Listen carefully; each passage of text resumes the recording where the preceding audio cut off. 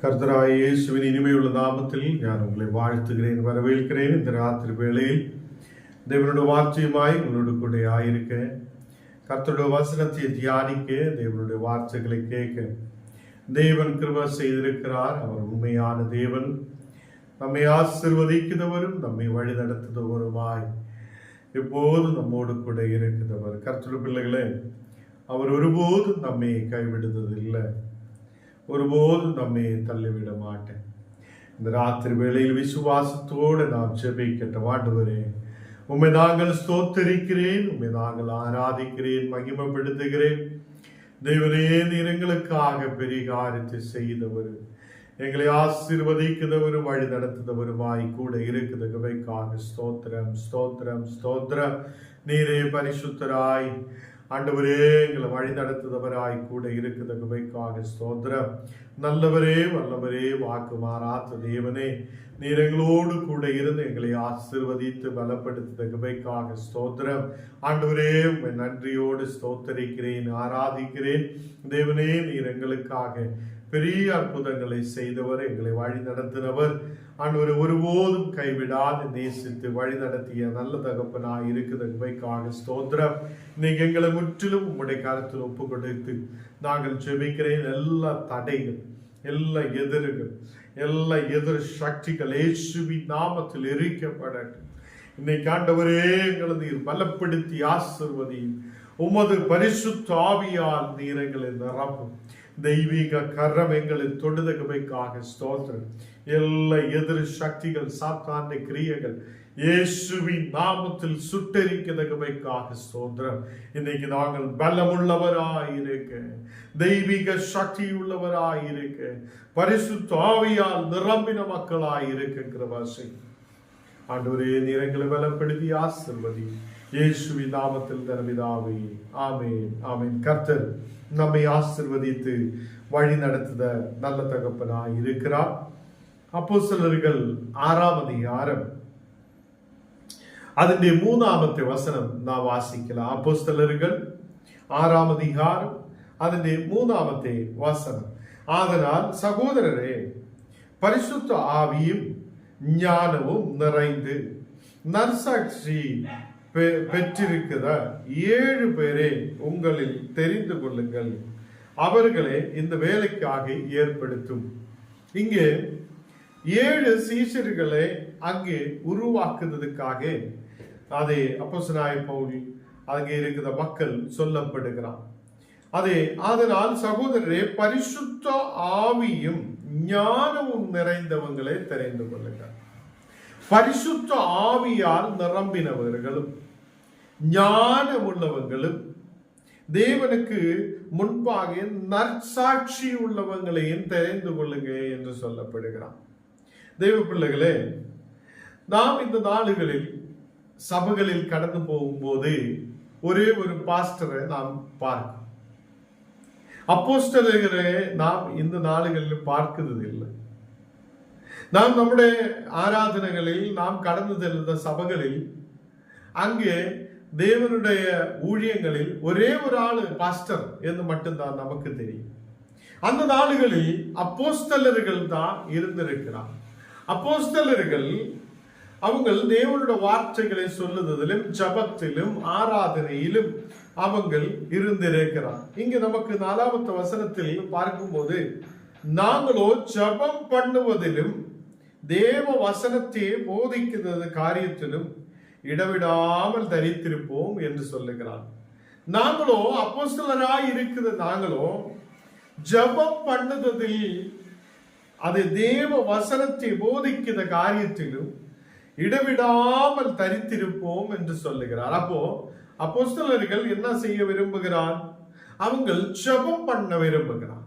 எப்போது ஜபத்தில் இருக்கு இல்லாத நம்ம புரோக்கர் வேலைக்கும், கொஞ்சம் வீடு விற்கிற வேலைக்கும், இல்லை வேற ஏதாவது வேலைகளுக்கும், எல்ஐசியோட வேலைக்கு, இந்த மாதிரி ஊழியக்காரர்கள் இன்னைக்கு அநேகர் இருக்கிறார். இப்படி புரோக்கர் வேலை செய்தவங்க, மாடு விற்கிற ஊழியக்கார், இப்போ ஊழியத்துக்கு நாம் பார்க்கும்போது பெட்ரோல் பம்பில் நிற்கிற ஊழியக்கார், ஆட்டோ ஓட்டுத ஊழியக்கார், இப்படி இங்க அவங்கள் ஊழியத்தில் இருக்கும்போது அப்படி எதுவும் நினைத்தது, ஏதாவது வேலைக்கு போகலான்னு நினைத்தது இல்லை. அவங்கள் ஜபம் பண்ணதில், விசுவாசத்தில் இருக்க ஜபம் பண்ணி தேவ வசனத்தை போதிக்கிற காரியத்தில் இருக்கதா விரும்பி இருக்கிறார். அல்லேலூயா.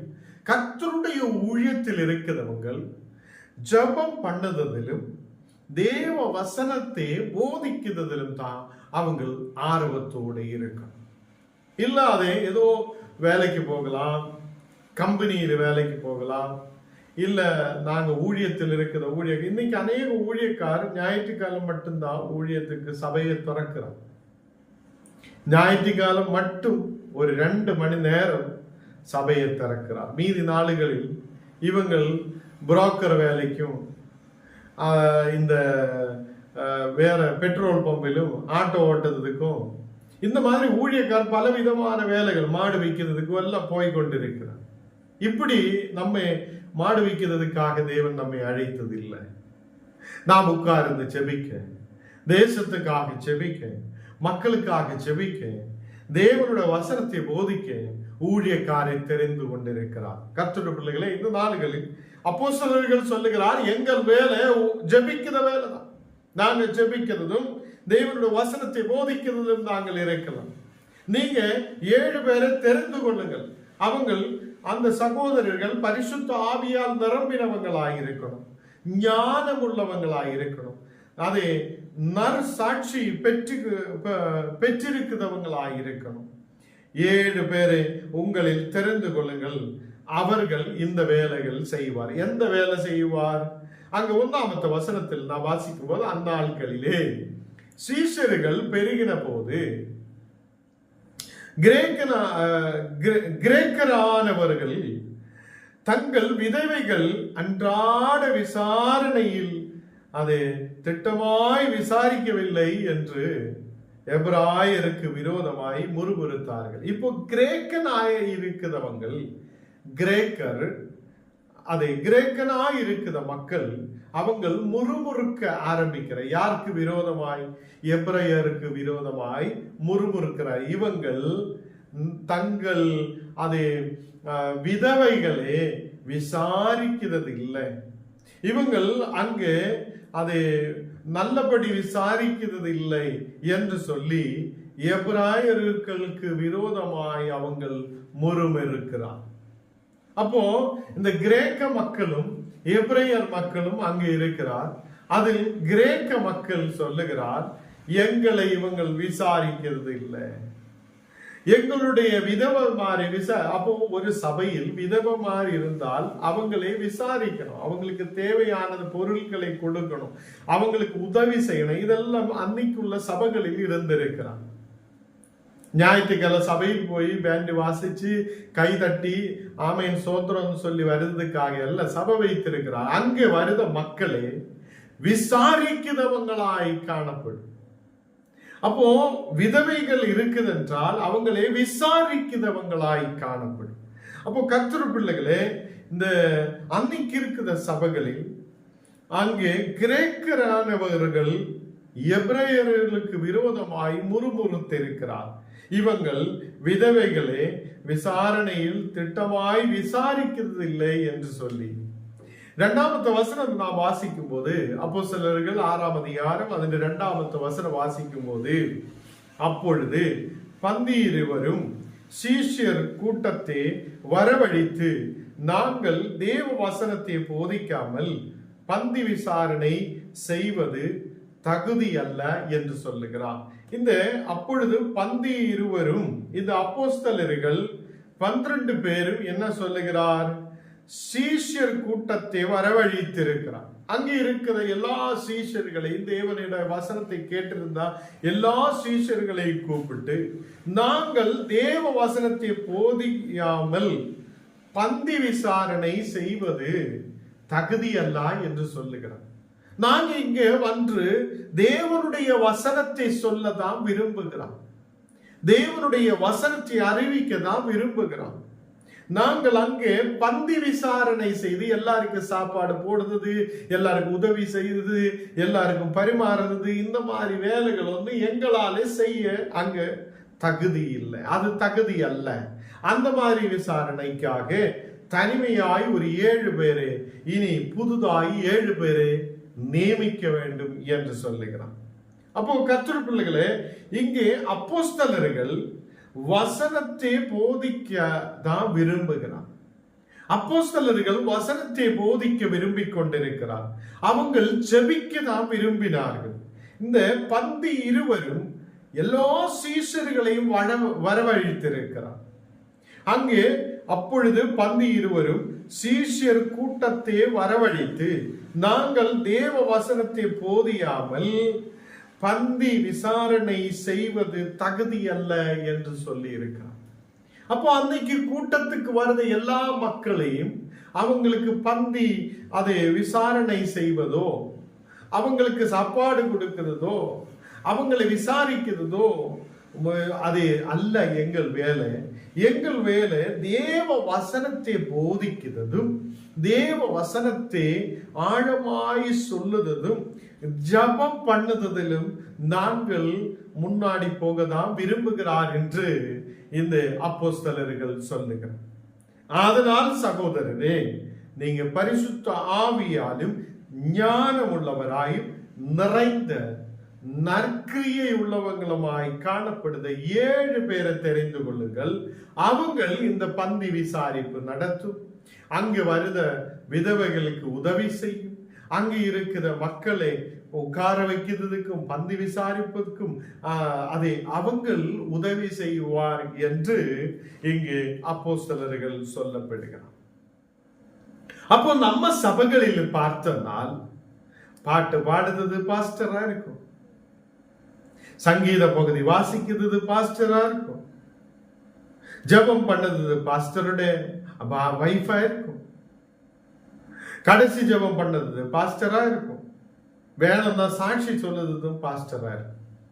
இப்படியே எல்லாமே அந்த பாஸ்டர் மாரே செய்த மாதிரி, அந்த ஐயர்மாரே செய்த மாதிரி அப்படியே எல்லாம் தங்கள் தோளிலே வைத்துக் கொள்ளும். சாப்பாடு பரிமாறணும் தான் அவங்களுக்கு கொடுக்கும், சாப்பாடு உருவாக்கணும் தான் அவங்களுக்கு தான் உருவாக்கும். இப்படி அல்ல ஊழியம்.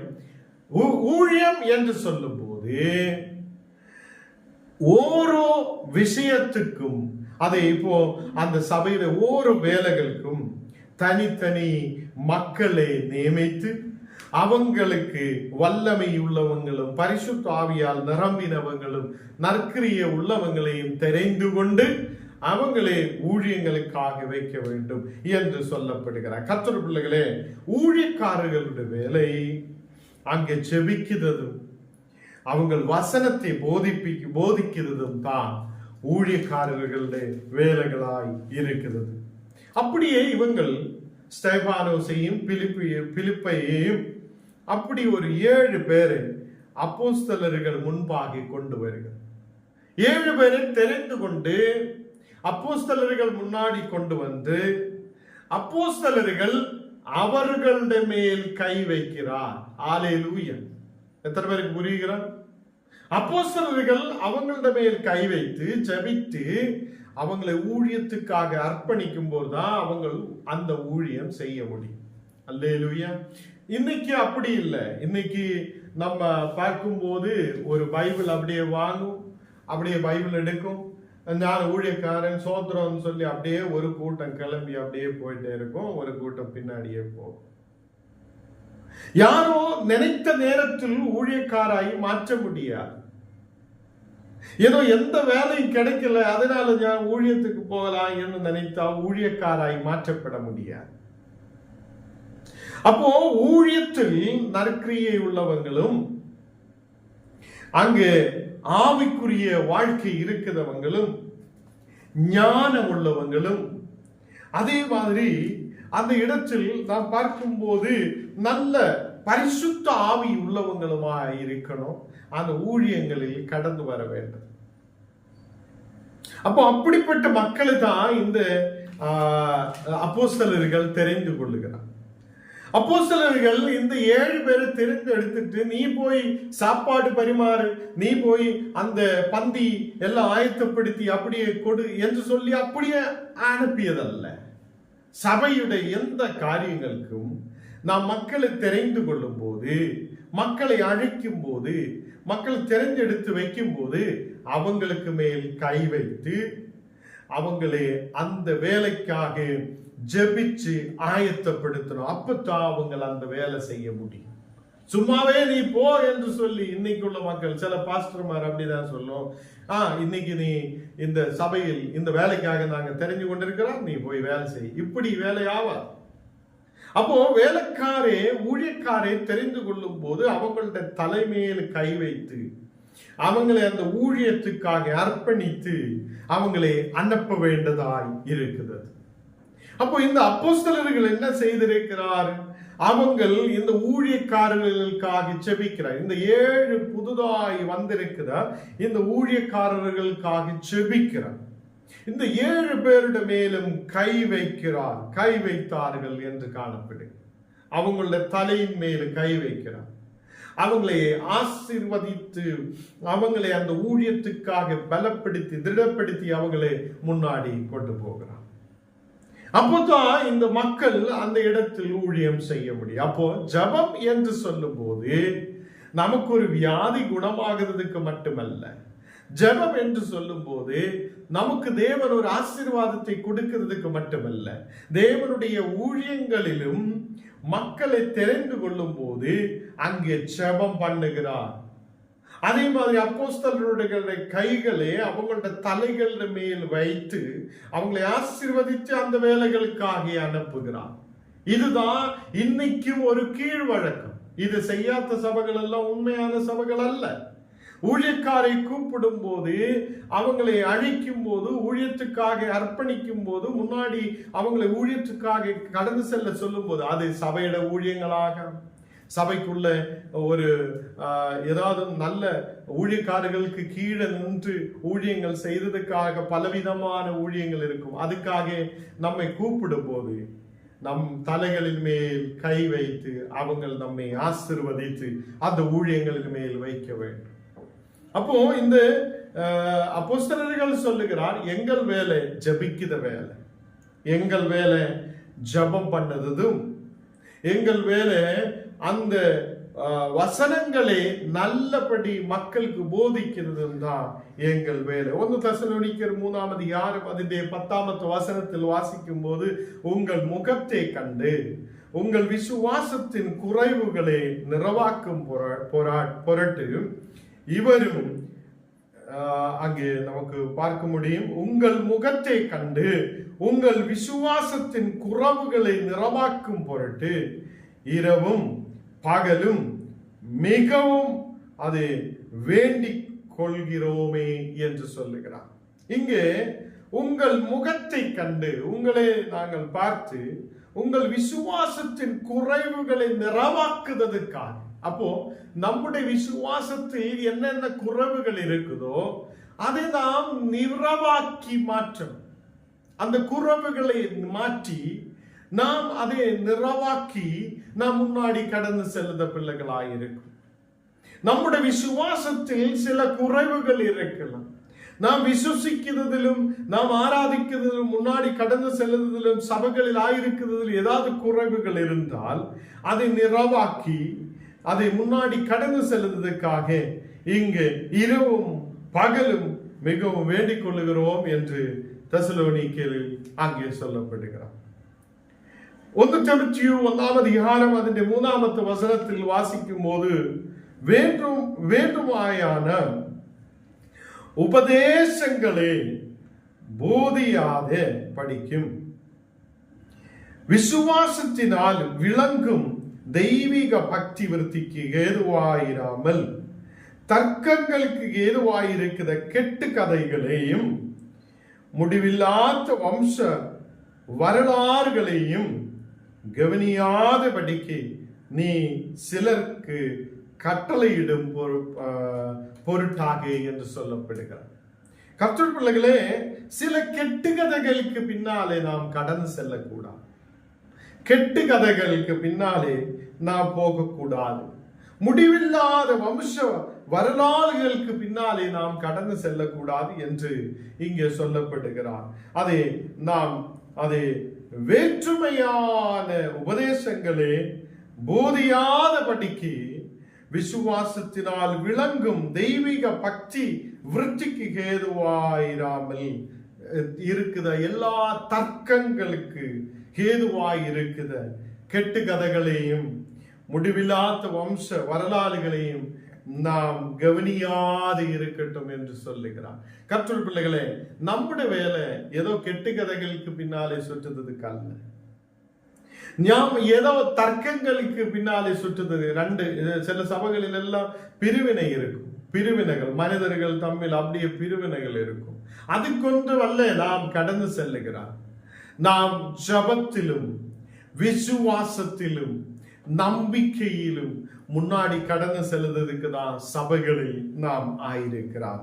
அதனால இன்னையிலிருந்து என்னுடைய உங்களுடைய வாழ்க்கையிலிருந்து இந்த தர்க்கங்கள், எதிராக இருக்கிற சூழ்நிலைகள், கெட்டு கதைகள், அதை சில வம்ச வரலாறுகள் நம் வாழ்க்கையிலிருந்து எடுத்து மாற்றி நாம் விசுவாசத்திலும் நம்பிக்கையிலும் அதை விசுவாசத்தில் தெய்வீக பக்தியிலும் முன்னாடி வருவதற்காக நாம் அதை கடந்து வரப்படட்டும். தேவ பிள்ளைகளே, அப்போஸ்தலர்கள் அவங்க 7 பேரை அழைக்கும் போது அவர்கள் ஜபத்தோட அந்த மக்களை அழைக்கிறார்.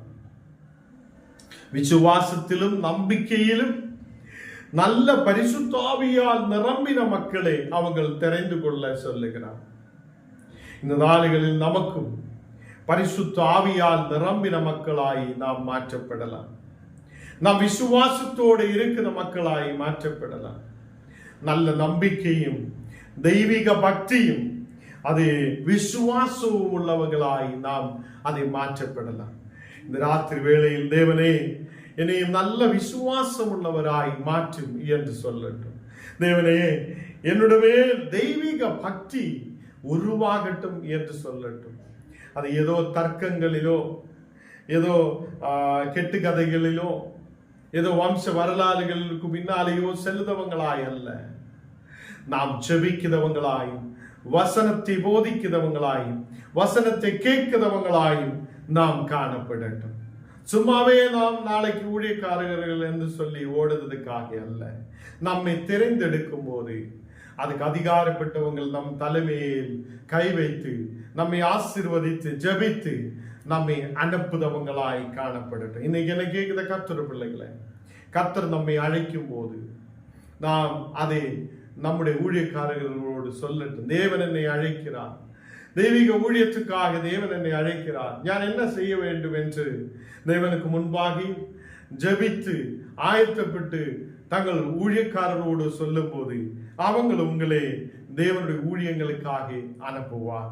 கர்த்தர் பிள்ளைகளே, இந்த நாளுகளில் நாம் ஜெபிக்கிறவங்களாய், வசனங்களை கேட்கிறவங்களாய், வசனங்களை கை கொள்ளுதவங்களாயும் காணப்படட்டும். தேவன் நம்மை ஆசீர்வதித்து பலப்படுத்துவார். நாம் கண்ணுகளை மூடலாம், ஜெபிக்கலாம். தேவனே, இந்த ராத்திரி வேளையிலப்பா உம்முடைய வார்த்தைகளை நாங்கள் கேட்க நீர் எங்களுக்கு கிருபை செய்ததுக்காக ஸ்தோத்திரம்.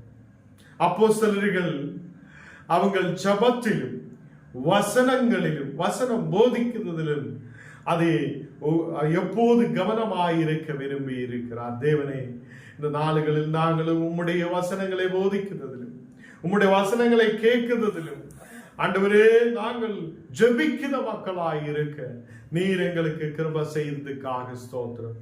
இன்னைக்கு ராத்திரி வேளையிலப்பா எங்களை முற்றிலும் தாழ்த்துக்கிறேன், அர்ப்பணிக்கிறேன்.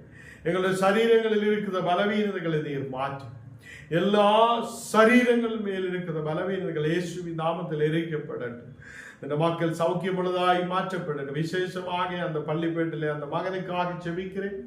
இந்த மகனை நீர் தொட்டு குணமாக்குதற்காக ஸ்தோத்திரம். ஒரு சௌக்கியம் உண்டாகட்டும், விடுதல் உண்டாகட்டும், ஆரோக்கியத்தோட விடுதலோட சௌக்கியத்தோட மகன் இருக்கிற செய்யும். ஸ்ரீதேவி சிஸ்டர் அம்மாவுக்காக விசேஷமாய் ஜெபிக்கிறேன். அந்த மகளை நீர் தொடும். இப்பொழுது இருக்கிற இடத்தில் தேவனே உம்முடைய தூதன்மார் இறங்கி மகளை தொடுதகவைக்காக ஸ்தோத்திரம். கேரளா பகுதியிலிருந்து இந்த வசனங்கள் கேட்கிறது இந்த மக்களை உம்முடைய கரத்தில் ஒப்பு கொடுக்கிறேன். இந்த மக்களை குடும்பத்தை ஆசீர்வதி ஆண்டவரே, நீர் பாதுகாப்பு கொண்டு இந்த மக்களுடைய சரீரங்கள் மேல் இருக்கிற வியாதிகளை நீர் மாற்றி, அந்த மழை கெடுதிகள் நீர் மாற்றிக்கொடு தேவனே. இந்த மக்களுக்கு ஒரு பாதுகாப்பு நீர் கொடுக்கதகமைக்காக ஸ்தோத்திரம். இனி வர வேண்ட எல்லா மக்களையும் உம்முடைய கருத்தில் ஒப்பு கொடுக்கிறேன். எல்லாரும் வருத நாளுகளில் வரப்பட்ட ஜபத்தில் கருது கொள்ளப்பட நீர் இருக்கிற பாசை எங்களை முற்றிலும் தாழ்த்துகிறேன், அர்ப்பணிக்கிறேன். இன்னைக்கு அப்பா எங்களை முற்றிலும் உம்முடைய கரத்தில் தாழ்த்தி ஒப்பு கொடுக்கிறேன். இயேசுவின் நாமத்தில் ஆமென், ஆமென். கர்த்தர் நம்மை ஆசீர்வதித்து வழி நடத்துவார்.